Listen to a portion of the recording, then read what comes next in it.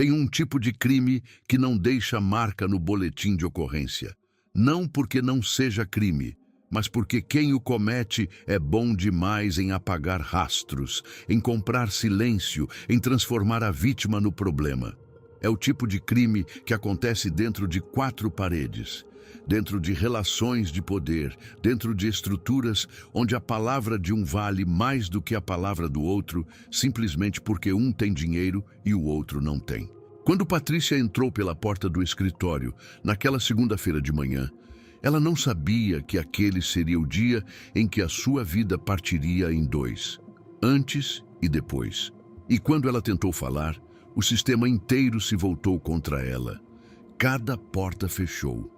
Cada pessoa virou as costas, até que apareceu um homem que não virou. A cidade não importa tanto quanto a estrutura, porque essa estrutura existe em São Paulo, no Rio, em Belo Horizonte, em Porto Alegre, em qualquer cidade grande o suficiente para ter escritórios com tapete no corredor, recepcionistas treinadas para sorrir sem ver e diretores que aprenderam que o poder é mais seguro quando ninguém fala sobre ele em voz alta. A empresa se chamava Grupo Verano.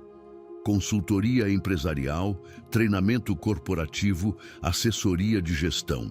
O tipo de empresa cujo site tem fotos de pessoas sorrindo em reuniões e frases sobre inovação e pessoas como ativo mais valioso. O tipo de empresa que tem um departamento de recursos humanos com coordenadoras de clima organizacional e formulários de satisfação interna e toda a infraestrutura visível de um lugar que se preocupa com quem trabalha lá. Toda essa infraestrutura existia para uma função específica. Não para proteger quem trabalhava lá, para proteger a empresa de quem trabalhava lá. Havia no topo da estrutura do Grupo Verano um homem chamado Fábio Andrade, sócio fundador, 51 anos.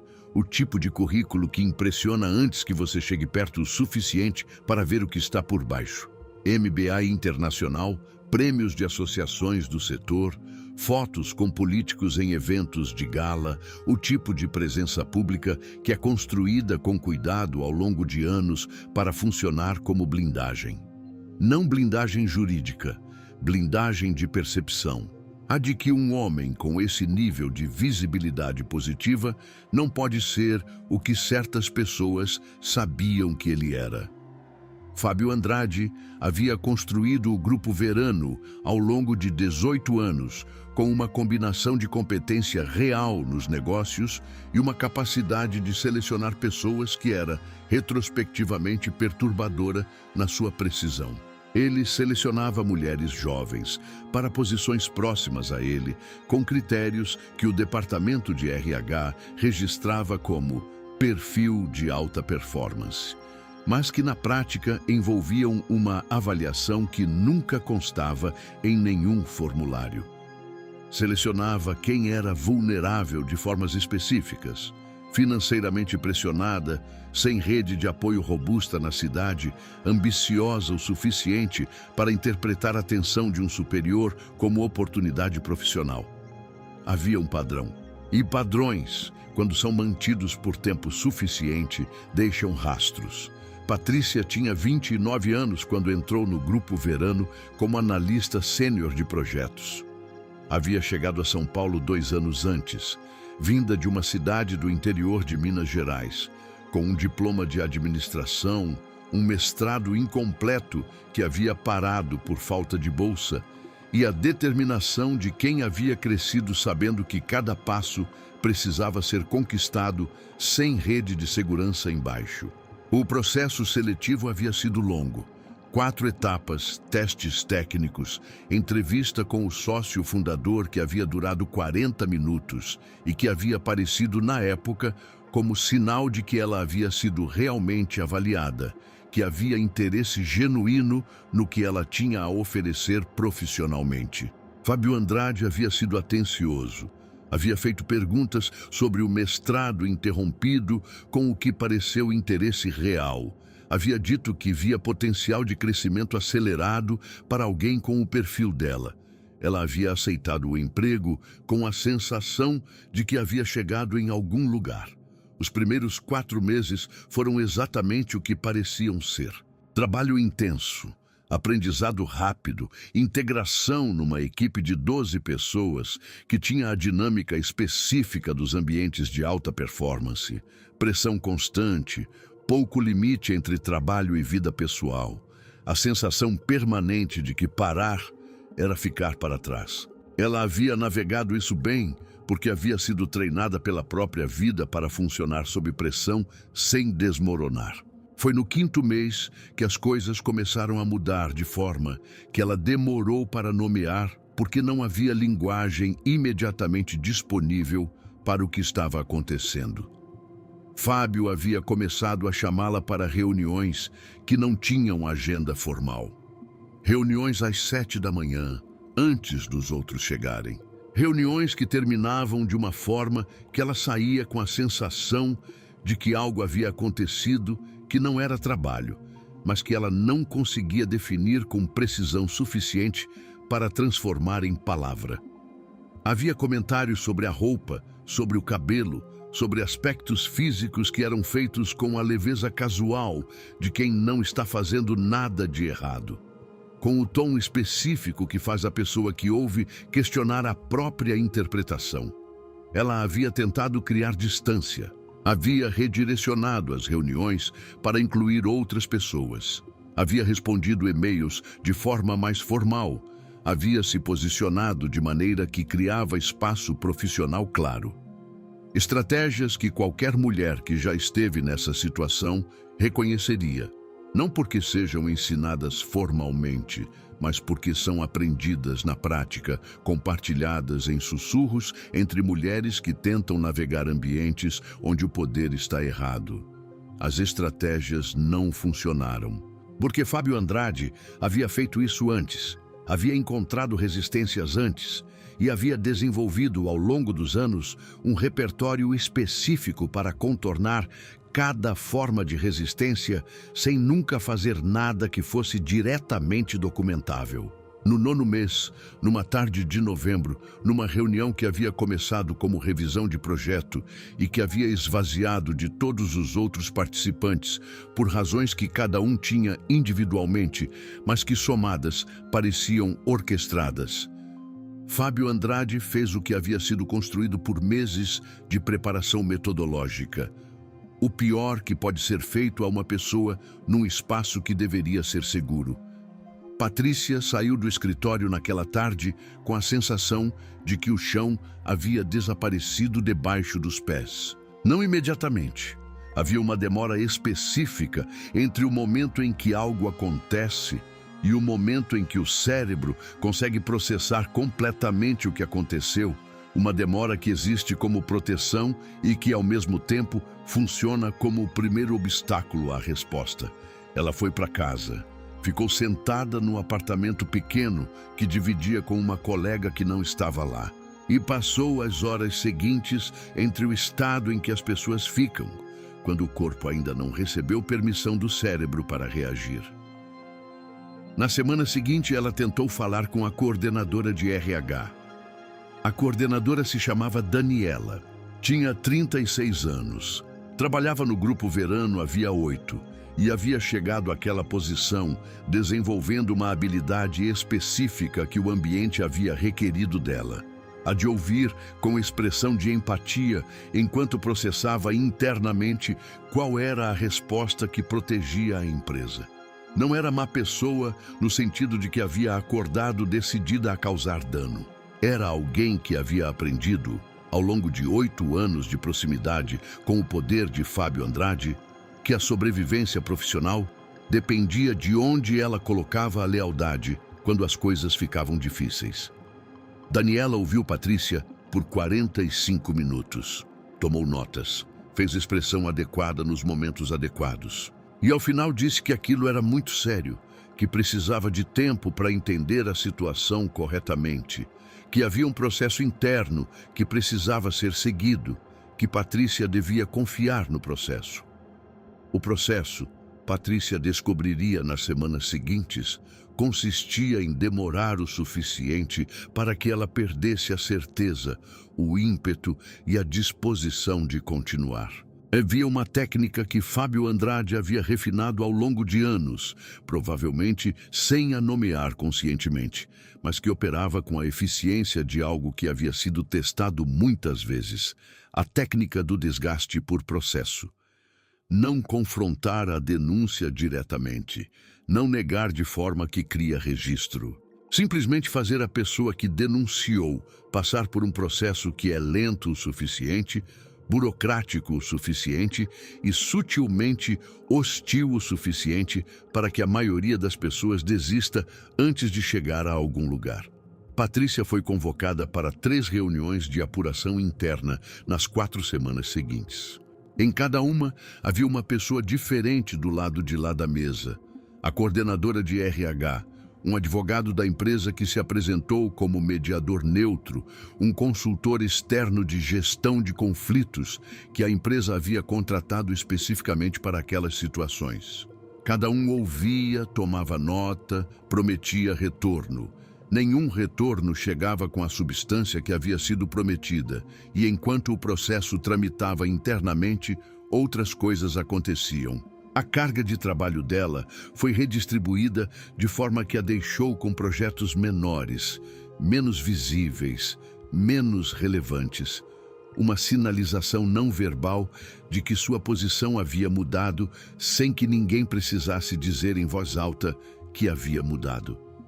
Colegas que antes almoçavam com ela começaram a manter distância, não com hostilidade aberta, mas com o afastamento específico de quem entende que se aproximar de alguém que está em conflito com a empresa é um risco que não vale. Uma colega mais antiga havia se aproximado dela num corredor e dito em tom de conselho genuíno que talvez fosse melhor ela procurar outro emprego.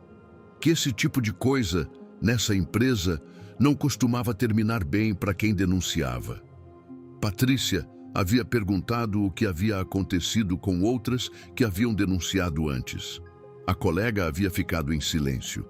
E esse silêncio continha todas as respostas que não precisavam ser ditas. Em março, 2 meses e meio depois de ter ido ao RH, Patrícia recebeu uma carta: rescisão por justa causa.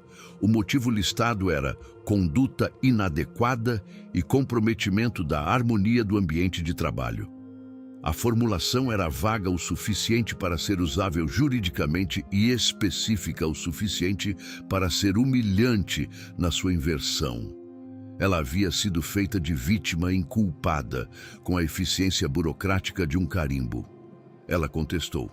Contratou um advogado trabalhista com o pouco que tinha guardado. O advogado entrou com reclamação na Justiça do Trabalho. A empresa tinha uma equipe de advogados que atendia casos como esse como parte da rotina operacional. Tinham protocolo, tinham estratégia, tinham a vantagem de quem já passou por aquilo 17 vezes contra alguém que está passando pela primeira. O processo trabalhista avançou com a velocidade que processos trabalhistas têm quando uma das partes tem estrutura para fazê-lo avançar devagar.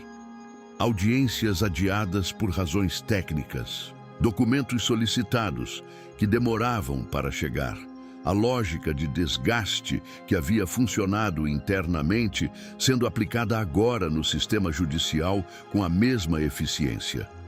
Patrícia havia chegado a um ponto que ela descreveria mais tarde, para quem perguntasse, como o ponto em que a pessoa começa a questionar a própria versão dos fatos.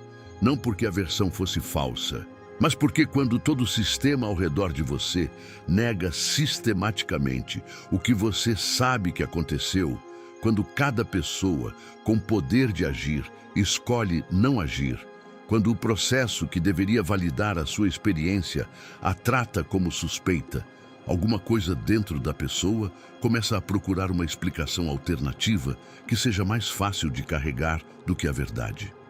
Ela havia parado de dormir regularmente. Havia começado a ligar para a mãe em Minas com uma frequência que a mãe havia reconhecido como sinal de que algo estava muito errado, mesmo sem entender completamente o que era. Havia chegado ao ponto de considerar desistir do processo, aceitar um acordo baixo que a empresa havia oferecido e simplesmente tentar reconstruir em outro lugar. Havia chegado ao ponto em que a maioria das pessoas chega, e que é exatamente o ponto que a estrutura de Fábio Andrade havia calculado que ela chegaria. Lúcio Flávio havia chegado a essa história por um caminho que não era direto. Havia um homem chamado Geraldo, que trabalhava como segurança num edifício comercial em Pinheiros, e que havia sido colega de infância de um contato de Lúcio Flávio. Geraldo havia mencionado, numa conversa de fim de semana, que havia uma mulher no edifício onde trabalhava que estava passando por uma situação no emprego que não parecia certa. Não havia detalhes, apenas a observação de alguém que havia visto muita gente entrar e sair do mesmo prédio por anos e que havia desenvolvido uma sensibilidade específica para reconhecer quando alguém carregava um peso que não era cansaço comum. O contato havia repassado para Lúcio Flávio não como pedido de ação, apenas como comentário, do tipo que as pessoas fazem quando algo as incomoda, mas não sabem o que fazer com o incômodo. Lúcio Flávio havia ouvido. Havia feito uma pergunta. Havia pedido o nome da empresa, Grupo Verano. Ele não conhecia o nome, mas havia algo na descrição.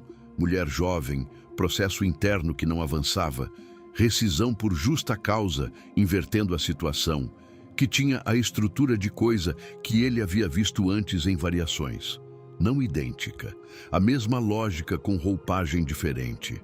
Havia chegado a Patrícia por meio do advogado trabalhista dela, que havia sido indicado pelo mesmo contato e que, quando Lúcio Flávio se apresentou de forma suficientemente convincente sobre o que poderia contribuir sem prometer o que não podia cumprir, havia concordado em organizar um encontro. Eles se encontraram numa tarde de quinta em São Paulo, num café no Consolação, que não era nem perto da empresa, nem perto do apartamento dela. Um lugar neutro, escolhido por Lúcio Flávio, com o cuidado que ele sempre aplicava a primeiro contato com pessoas que estavam num estado de vulnerabilidade ativa. Patrícia chegou com 10 minutos de atraso. Havia nos seus movimentos algo que ele reconheceu sem precisar de análise. A postura de alguém que havia aprendido recentemente que não estava segura em espaços que deveria poder habitar com conforto. Havia uma atenção excessiva ao ambiente, uma hesitação antes de sentar, o tipo de hipervigilância que se instala nas pessoas depois de experiências que reorientam a percepção de risco. Ele não abriu com perguntas sobre o que havia acontecido. Abriu com o que ele havia descoberto por conta própria nos 2 dias entre receber o nome da empresa e aquele encontro. Havia feito pesquisa suficiente para apresentar o Grupo Verano de uma forma que demonstrava que ele entendia a estrutura de poder que ela havia enfrentado, não como avaliação da experiência dela, mas como contexto objetivo. Isso era deliberado. Havia uma diferença psicológica importante entre começar pela história de uma pessoa e começar pela estrutura que a havia vitimado. A segunda abordagem devolvia à pessoa a experiência de ser ouvida como alguém inteligente e capaz, não como alguém que precisava ser salvo. Patrícia ouviu a descrição que ele fez do Grupo Verano. Ficou em silêncio por um momento. Depois disse: "É exatamente assim que funciona." Ele ouviu ela por quase 2 horas, sem interromper, sem acelerar, sem apresentar soluções antes que ela terminasse de contar. E enquanto ouvia, construía internamente o mapa do que precisava ser feito, não de forma emocional, não de forma reativa, mas com a metodologia fria de quem entende que sentir é uma coisa e agir é outra, e que agir bem requer separar as 2 coisas sem negar nenhuma delas. Quando ela terminou, ele fez 3 perguntas. Perguntou se havia outras mulheres. Perguntou se ela tinha algum contato com alguém que houvesse saído da empresa nos últimos 3 anos em circunstâncias similares. Perguntou se havia guardado qualquer tipo de comunicação, e-mail, mensagem, qualquer coisa, do período em que o comportamento de Fábio havia começado a mudar. Ela respondeu às 3 perguntas. Para a primeira, provavelmente sim, mas ela não sabia nomes. Para a segunda, Havia uma mulher, Camila, que havia saído 18 meses antes e com quem ela havia trocado 2 mensagens brevemente antes de a conversa parar. A conversa havia parado porque Camila havia mandado uma mensagem dizendo que preferia não falar mais sobre aquilo, que havia seguido em frente, que era melhor assim. Para a terceira, havia alguns e-mails de Fábio que ela havia arquivado sem saber exatamente por quê, com um instinto de preservação que às vezes funciona antes do raciocínio consciente. Lúcio Flávio disse que os e-mails eram importantes. Disse que Camila era importante. E disse que havia uma terceira coisa que ela possivelmente não sabia, que o Grupo Verano havia passado por uma auditoria trabalhista 2 anos antes, que havia sido encerrada sem conclusão, por razões que ele ainda não havia entendido completamente, mas que pretendia entender. Patrícia o olhou com uma expressão que era, ao mesmo tempo, pergunta e cuidado. A expressão de quem havia confiado em pessoas erradas antes e que estava calibrando, em tempo real, o quanto podia confiar nessa. Ele não pediu que ela confiasse. Disse o que ia fazer. Disse que os resultados falariam por ele. O que Lúcio Flávio fez nos 10 dias seguintes foi construir o caso que o processo trabalhista não havia conseguido construir. Não por falta de mérito jurídico, mas por falta da informação que só existe nas bordas da história oficial, nas conversas que não ficam registradas, nos padrões que só aparecem quando você junta casos que estavam separados. Camila foi a primeira peça. Encontrá-la não foi difícil. Estava trabalhando numa empresa diferente, em outro bairro. Havia construído uma vida nova com a determinação específica de quem decidiu que seguir em frente era a única forma de sobreviver ao que havia ficado para trás. A resistência dela era compreensível e precisava ser respeitada. Lúcio Flávio não chegou a ela pedindo que reabrisse algo que ela havia fechado. Chegou informando. Disse que havia outra mulher, que havia um processo em andamento, que havia uma estrutura que estava sendo documentada. Disse que não precisava que ela fizesse nada que não quisesse fazer, mas perguntou se havia algo que ela havia guardado, qualquer coisa, do período em que havia trabalhado no Grupo Verano. Camila ficou em silêncio por um tempo longo, e então disse que havia uma coisa. Havia guardado, num HD externo que estava no fundo de um armário, um arquivo com comunicações do período. Havia guardado não porque havia planejado usar. Havia guardado porque havia algo nela que havia reconhecido, mesmo no estado em que estava quando saiu, que aquilo podia importar algum dia. O arquivo tinha 4 e-mails e 3 capturas de tela de um chat interno da empresa. Não eram provas de um crime específico num sentido jurídico estreito. Eram, juntos com o material de Patrícia, padrão documentado. E padrão documentado era diferente de alegação isolada. A segunda peça era a auditoria trabalhista que havia sido encerrada 2 anos antes. Lúcio Flávio havia encontrado o nome da auditora responsável por meio de registros públicos do Ministério do Trabalho. Havia chegado até ela com uma abordagem que era, ao mesmo tempo, direta e respeitosa da posição delicada em que uma profissional se coloca quando seu trabalho anterior é questionado. A auditora, que se chamava Renata, que havia saído do Ministério do Trabalho 6 meses depois da auditoria encerrada e que estava trabalhando em consultoria privada, havia ficado em silêncio quando Lúcio Flávio apresentou o que havia encontrado.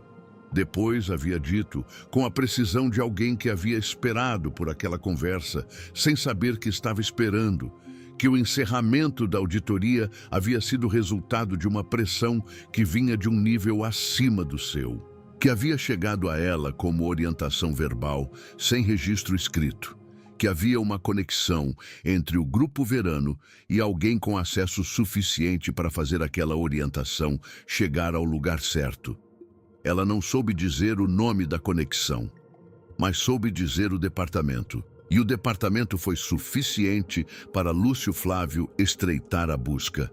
O nome que emergiu era de um gestor de médio escalão do ministério que havia sido contemporâneo de faculdade de Fábio Andrade. A conexão era antiga, era documentada publicamente nas redes que os dois mantinham e criava um contexto que explicava como a auditoria havia parado sem precisar de suborno explícito. Bastava um telefonema, um favor antigo, a linguagem que pessoas que se conhecem há décadas usam quando precisam que algo não avance. Com esse elemento adicionado ao quadro, o caso tinha uma dimensão que ia além do processo trabalhista individual. Tinha interferência em processo administrativo federal. Tinha uso de conexão pessoal para benefício privado. Tinha, em termos jurídicos, material para mais de uma frente. Havia uma jornalista que cobria trabalho e direitos para um veículo digital de investigação que havia publicado, no ano anterior, uma série sobre assédio no ambiente corporativo que havia tido impacto real em pelo menos 2 empresas onde os casos haviam sido documentados. A jornalista se chamava Soraya. Lúcio Flávio havia lido o trabalho dela com atenção suficiente para entender que ela não publicava por impulso. Publicava quando o conjunto de evidências resistia a questionamentos, quando havia mais de uma fonte corroborando a estrutura central, quando o interesse público estava claro o suficiente para justificar a exposição. Ele foi até ela com o que havia construído, não como pedido de favor, como oferta de material que havia sido verificado nos pontos que podia verificar e que ela poderia verificar nos pontos adicionais que sua apuração independente identificasse. Soraya leu o material numa tarde. Fez perguntas que demonstravam que havia lido com atenção. Pediu 1 semana para a apuração independente. Lúcio Flávio disse que a teria. Paralelamente, o advogado trabalhista de Patrícia havia recebido, por meio do canal que Lúcio Flávio havia aberto com Renata, a descrição documentada da interferência na auditoria. Esse elemento havia sido adicionado à reclamação trabalhista como contexto, não como alegação principal, mas como parte do quadro que demonstrava que o caso individual de Patrícia existia dentro de uma estrutura de proteção institucional que a empresa havia construído ao longo de anos. O juiz que havia presidido as primeiras audiências havia demonstrado até então a lentidão que o processo havia exibido. Com o novo material, a próxima audiência havia sido antecipada por requerimento do advogado de Patrícia e havia sido aceita. Fábio Andrade soube que algo havia mudado antes de saber o quê. Há uma percepção específica que pessoas que operam com impunidade por muito tempo desenvolvem. Uma sensibilidade ao sinal de que algo está em movimento, mesmo quando o movimento ainda não é visível. Havia recebido uma ligação de Daniela do RH dizendo que uma jornalista havia entrado em contato com a empresa pedindo resposta para perguntas sobre práticas de gestão de conflitos internos. As perguntas eram formuladas de forma neutra, mas eram específicas o suficiente para que Fábio soubesse que não eram genéricas. Havia acionado os advogados, havia pedido avaliação de risco. A resposta que havia recebido era que havia material suficiente em circulação para que a exposição fosse real, mas que ainda havia espaço para contenção se as ações certas fossem tomadas rapidamente. A ação que os advogados recomendaram era a que sempre recomendam em situações desse tipo: oferta de acordo. Não porque houvesse reconhecimento de responsabilidade, mas porque acordo com cláusula de confidencialidade comprava silêncio formal e retirava da arena pública o elemento que criava risco real. Patrícia recebeu a oferta por meio do advogado. Era um valor significativamente maior do que o que havia sido oferecido antes. Havia uma cláusula de confidencialidade que impedia menção pública ao caso, ao nome da empresa e ao nome de Fábio Andrade. Ela ligou para Lúcio Flávio antes de responder. Ele ouviu. Depois disse uma coisa que ela levaria tempo para entender completamente, que a decisão era dela. que havia consequências em qualquer caminho e que nenhuma delas deveria ser diminuída para parecer simples. Que havia o que ela precisava financeiramente e que isso era real. Havia o que ela precisava em termos de reconhecimento e esse também era real. E havia o que a situação requeria em termos de impacto além dela, e isso também era real. Que nenhuma dessas coisas anulava a outra. Que só ela podia pesar as três. Patrícia ficou em silêncio por um longo momento, então disse que não queria o acordo. A reportagem de Soraya saiu numa terça-feira de manhã. Era um texto longo, rigoroso, com 4 fontes identificadas e 2 protegidas, documentando o padrão de comportamento do Grupo Verano ao longo de 6 anos. Nomeava Fábio Andrade. Documentava a interferência na auditoria com o grau de precisão que o material permitia. Incluía a história de Patrícia como caso central e a de Camila como padrão corroborado. Não incluía tudo que Lúcio Flávio havia construído. Não precisava. Incluía o suficiente para que qualquer pessoa com acesso ao texto tivesse a imagem completa de uma estrutura que havia funcionado por anos à sombra de um currículo polido e de conexões que haviam garantido que as denúncias não chegassem a lugar nenhum. O texto foi compartilhado dentro das redes que cobrem mercado de trabalho, direitos e cultura corporativa com uma velocidade que Soraya descreveu, dias depois, como acima do que havia esperado. Clientes do Grupo Verano começaram a pedir esclarecimentos. 2 contratos foram suspensos preventivamente enquanto empresas avaliavam a associação. O conselho de uma associação do setor, onde Fábio Andrade ocupava cadeira, havia convocado reunião extraordinária. O processo trabalhista ganhou nova audiência. Desta vez, com a velocidade que o processo havia resistido até então. A juíza que havia assumido o caso havia lido a reportagem, que havia sido juntada aos autos pelo advogado de Patrícia como documento, e havia feito perguntas à equipe jurídica da empresa que as respostas preparadas não haviam coberto. Fábio Andrade não foi preso naquela semana. O processo penal, se viesse, teria a lentidão que processos penais têm quando o réu tem recursos. Mas o processo trabalhista em segunda audiência resultou em decisão favorável à reclamante. A justa causa foi revertida. A indenização foi superior ao que havia sido oferecido no acordo, porque acordos com cláusula de confidencialidade têm preço. E a ausência de confidencialidade havia aumentado o custo jurídico real para a empresa. Mais importante do que o valor era o registro. A decisão judicial existia agora como documento público que revertia formalmente a narrativa que havia sido construída contra Patrícia.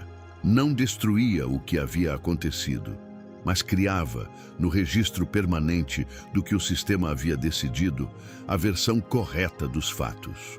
Patrícia soube do resultado pelo telefone, numa tarde de sexta, quando estava no apartamento que havia conseguido manter ao longo de todo aquele período, com a determinação de não deixar o endereço ser mais uma coisa que eles tomavam. Ficou em silêncio depois de o advogado comunicar a decisão. O silêncio durou pouco. Havia uma expressão que ela havia evitado usar ao longo de toda aquela história, porque parecia grande demais para o que ela conseguia sentir no meio do processo.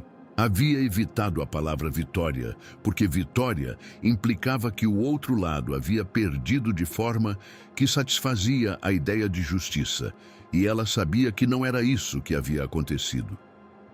Fábio Andrade estava vivo, estava em liberdade, estava provavelmente já trabalhando na reorganização do que havia sido exposto. Mas havia algo que não existia antes e que existia agora. Havia o registro. Havia o texto de Soraya que permanecia acessível. Havia a decisão judicial. Havia o nome de Camila, que havia voltado ao mundo depois de 18 meses de silêncio forçado. Havia, possivelmente, outras mulheres que haviam lido a reportagem e que estavam, naquele momento, tomando decisões sobre o que fazer com o que carregavam. Havia o fato de que Fábio Andrade havia operado por anos com a certeza de que era invisível e que essa certeza havia terminado. Lúcio Flávio nunca apareceu na reportagem. Não havia razão para que aparecesse. O trabalho que ele havia feito era o tipo de trabalho que funciona exatamente porque não tem rosto público, porque a estrutura que ele havia desmontado não havia sido desmontada por uma figura heróica. Havia sido desmontada pela acumulação de evidências, de fontes, de padrões que existiam e que precisavam ser conectados por alguém com disposição e método para conectá-los. O que ele havia feito era simples na descrição e difícil na execução. Havia prestado atenção quando não havia motivo imediato para prestar atenção.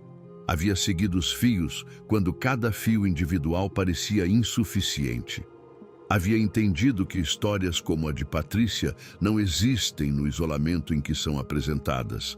Existem dentro de estruturas que as tornam possíveis e que é a estrutura que precisa ser exposta, não apenas o ato. Havia encontrado Camila e havia respeitado o que ela precisava respeitar antes de decidir falar. Havia encontrado Renata e havia entendido que o silêncio dela não era cumplicidade, era sobrevivência, e que sobrevivência tem seu próprio tempo. Havia chegado a Soraya com material suficiente para que ela não precisasse confiar cegamente em nada.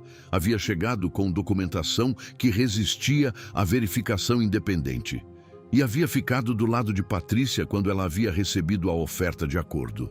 Não dizendo o que fazer, dizendo o que havia, o quadro completo sem simplificação, para que a decisão fosse dela, de verdade, com o peso que decisões reais têm. Ela havia decidido, e a decisão havia custado alguma coisa e havia produzido alguma coisa. As duas coisas ao mesmo tempo, como todas as decisões que importam. Existe um tipo de poder que só funciona no silêncio, que depende de que ninguém conecte os pontos, de que as pessoas afetadas permaneçam separadas umas das outras, de que o sistema que deveria proteger continue olhando para o outro lado. Esse tipo de poder parece sólido enquanto o silêncio dura, parece inabalável, parece permanente. Não é. É frágil da forma específica que todas as construções baseadas em mentira são frágeis. Precisam de manutenção constante, precisam de vigilância constante, precisam que ninguém apareça com paciência suficiente para seguir cada fio até onde ele leva. Patrícia havia tentado falar e havia encontrado o silêncio organizado ao redor dela. Havia chegado ao ponto em que a maioria chega. E então havia aparecido alguém que não havia virado. Isso é o que muda histórias. Não os super-heróis, não os gestos grandiosos. A presença consistente de alguém que entende que o poder, quando está errado, precisa ser encontrado onde ele está, não esperado na superfície, mas seguido até o fundo, onde os fios se juntam e onde o nó que mantém tudo no lugar pode finalmente ser desfeito. No próximo vídeo deste canal, abrimos mais uma história que o tempo tentou engolir. Um caso diferente, um ambiente diferente, mas a mesma lógica de poder operando na sombra. E alguém que recusou deixar a sombra ganhar. Ative o sino, não desapareça.